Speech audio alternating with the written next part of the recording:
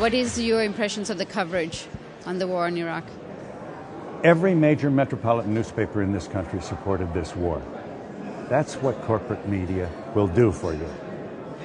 Opposing this war was not good for business. And the right-wing war machine was able to convince millions of Americans that somehow to dissent or to speak out against the war at a time when the president was preparing to go to war is unpatriotic. Imagine.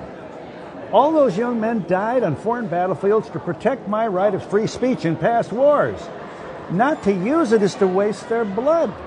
Come on. If we ever need free speech, it's at a time like that. So don't give in to the pressure.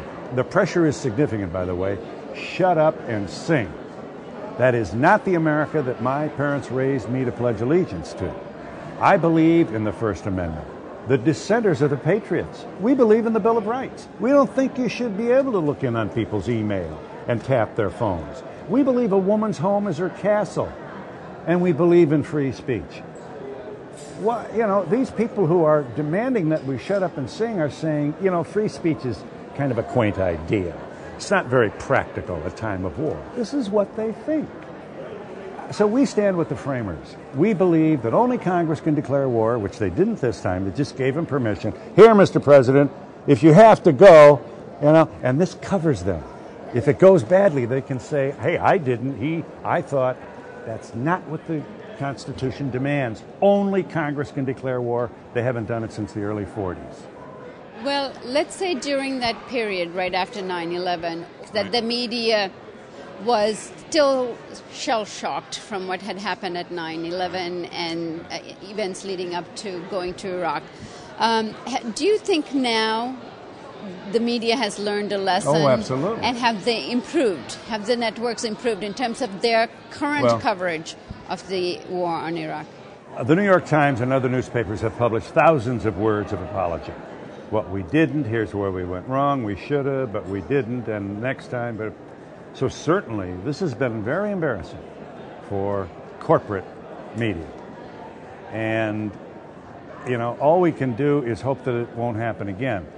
But it's important for every American to know that for big media and the boardrooms and the CEOs, who, by the way, worry only about the price of their stock, that's their mecca, the price of the stock. In order for that stock to go up, you have to have popular people working on your television channel or network. And if you oppose the war, you're not popular. So it's counterintuitive for a profit-making organization to hire a person who's always complaining. That's how they put it. We're scolds. We don't love America. We love America more than they do. We believe in the Constitution. This is a very, very difficult bind we have. We have a media that's supposed to stick its nose under the tent, not supposed to be popular, and if it isn't popular, it can't have a job in media. I mean, it's a rock and a hard place problem. Do you think the soldiers are getting fair play in the mainstream networks these days? Not at all. We're not seeing the pain. We're not. No group, you very seldom see a peace member group on the shout shows on cable. You don't see United for Peace and Justice conduct all these rallies. You don't see Move On. You don't see Iraq Veterans Against the War, MFSO, Military Families Against the War. There's a growing groundswell of grassroots organizations that feature veterans who are saying, hold it, this war is not fair to the American troops. We haven't seen this pain. We have sanitized this war. Less than 5% of us are actually sending a loved one into this war. We don't see the pain. Everywhere you turn, they will tell you to shut up and sing. And increasing numbers of Americans are saying, hold it. We've been silent long enough. We're on our feet now, and we're not going to take it anymore. The majority of the American people are against this war. Wow.